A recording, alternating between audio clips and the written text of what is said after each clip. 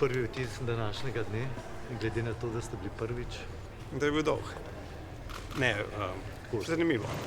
Je drugačen format, kot smo navajeni, je pa res šele privajan ravno ta format. Kako je drugačen Evropski svet od enega upravnega odbora enega podjetja? Ja, je drugačen zaradi tega, ker tukaj imamo pravka z 27 plus še ostali, ki smo si načeloma med sabo enakopravni in enaki. To pomeni, vsi imamo svoje mnenje o vsaki stvari in mnenja so med sabo enaka. V ostalih, v upravnih odborih so vloge razdeljene in imaš poročevalce. In večinoma to pomeni, da tisti, ki je največji strokovnjak za to področje, predstavi stvari, ostali se pa samo po potrebi oglasijo. Tukaj je malo drugače. Zdaj, a ste razočarani danes? Slovenija ni uspela s tem predlogom, da bi jih dobila status kandidatke danes, ne?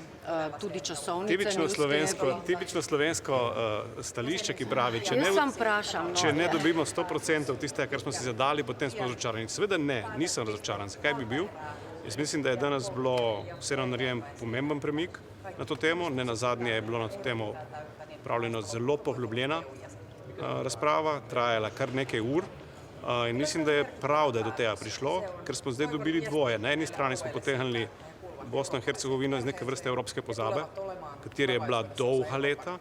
Na drugi strani smo pa tudi zastavili neko okvirno časovnico, v kateri se bo pa lahko spet ta tema ponovno pojavila na Evropskem svetu in bomo prišli tudi do kakšne konkretne rešitve, ki bo tudi vas zadovoljila. Kje so bile največje težave, recimo, vaša ocena v razpravi, kaj se je pokazalo, kje države imajo največ težav s tem, kje so recimo metale polena pod noge, za katere bi ta rešitev ne bila mogoča? Veste, da format Evropskega sveta je ravno to, da o tem ne govoriš, nimam namena o tem govoriti. No, ampak kje so bile največje težave v razpravi? Katera stališča so izpostavile države, ki niso želele? Različna. Šlo je od procedure, kjer ne bi se uporabila procedura, po kateri se je potem tudi sklep oblikoval, da se zadolži Evropsko komisijo, da pripravi izčrpno poročilo, s katerim se bo fokusirala na tiste kriterije, ki so ključni, zato da bi se lahko kandidaturo podelilo.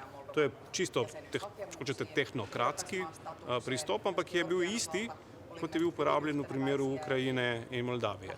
Tako da z tega vidika je ta proceduralni pristop ustrezen. Drugi pristop je bil pa ta, da na drugi strani smo bili pa tisti, ki smo pa hoteli dati sporočilo, da Zahodni Balkan ni pozabljen ali odrinjen na stran samo zaradi tega, ker imamo v tem trenutku vojno v Ukrajini.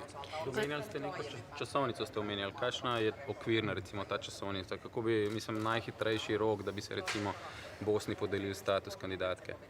Treba je gledati naslednji korak je ravno to poročilo, o katerem govorim strani Evropske komisije, ki bo načeloma oktobra, takrat se bo potem lahko bolj presojalo, točno, kar me sprašujete, kakšna je pa realistična časovnica. Ta ni odvisna. Ali bi bili zadovoljni, če bi Bosni podelili status kandidatke recimo naslednje leto?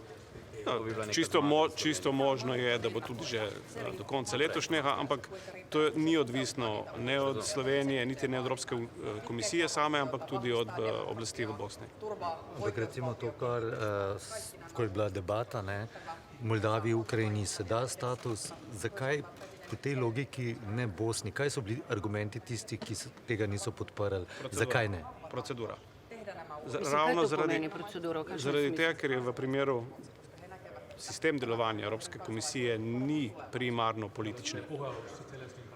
Evropa ne deluje politično, Evropa deluje, če hočete, administrativno in spoštuje svoje postopke, svoje pravila in podobno. Ko je Bosna vstopila v svoj proces, je vstopila po starih pravilih.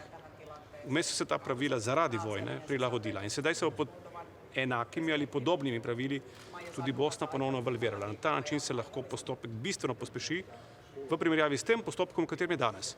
In to je bil ta sklep, o katerem smo danes govorili. Do danes so samo 3 članice, ki so bile obravnavane, zadnje 3, če hočete vzhodne, bile obravnavane po tem postopku, ki pravi, dajmo pogledati, kaj je tisto, kar je ključno in potem jim dajmo status. Če gledate zdaj nazaj, se vam zdi, da ste se prenaglili s tem predlogom za status? Še enkrat, jaz mislim, da ne. Jaz sem prepričan, da je to, da je bila razprava tako dolga in tudi na koncu prišla do konkretnega zaključka, dokaz, da je bilo pravilno, da smo Bosno in Hercegovino spravili nazaj na dnevni red in da niso bili danes voditelji Zahodnega Balkana tu zastojni v Bruslu. Tako da ne, zagotovo ne. Mogoče še, kjer države so potem, za nekatere smo še slišali, Avstrija, Madžarska, Hrvaška, ne, so bile zelo na tem strani. Na koncu je bila večina držav je naklonjena tej ideji. Problem ni bil v tem, problem je, da se nismo mogli dogovoriti o proceduri, s katero ne bi se pripeljalo po znanih pravilih do tega postopka. Na koncu smo se tu za proceduro dogovorili in to je to. My last question. Tole, glede tega francoskega predloga, o katerem ste razpravljali na večerju, kaj ste izvedeli? Je to po vašem mnenju neka konstruktivna pobuda ali gre za prazno embalažo? Je konstruktivna, pa embalaže sploh ni. Kaj hočem povedati? Da v resnici dogovor je bil ravno o tem, da primanjkuje platforma za dialog na najvišjem nivoju, ki ni nujno omejena samo na Evropsko unijo, na članice Evropske unije, ampak širše, in da se bo s tako platformo zdaj poskušalo že v času češkega predsedovanja. Nobene konkretne embalaže namenoma nismo fiksirali, ravno zato, da je ta proces in platforma, da sta odprta, zato da se lahko prilagaja v resnici izzivom časa. Hvala. Super.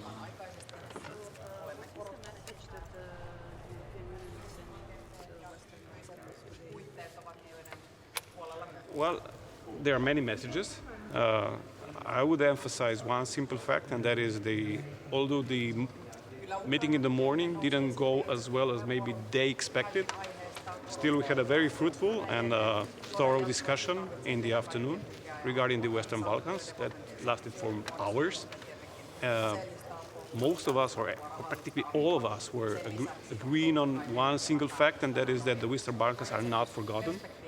And fortunately, they started the processes, the accession process, through different times and under, let's call them, old rules. Now they have to adapt to new situation, also how we treat the Western Balkans. And I believe that the conclusions on Bosnia are going in that direction. Okay, can we apply similar set of rules that were applied to Ukraine and Moldova and Georgia also to Bosnia in order to fasten the accession process?